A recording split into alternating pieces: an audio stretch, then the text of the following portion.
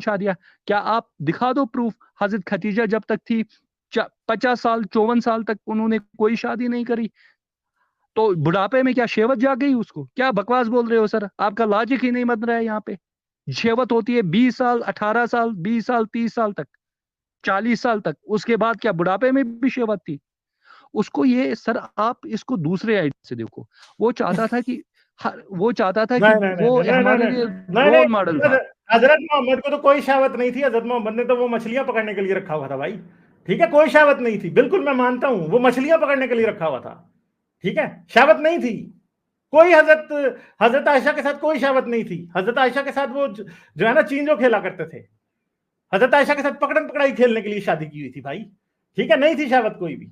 हजरत आयशा ऐसे ही कहती है, रसूल अल्लाह मेरे साथ फलां, मैं रोजे में होती थी तब भी मुबाशरत करते थे, फलां होती थी तब आके मेरी किसिंग करते थे। आप कह रहे हो मुबाशरत नहीं थी रसूल अल्लाह को?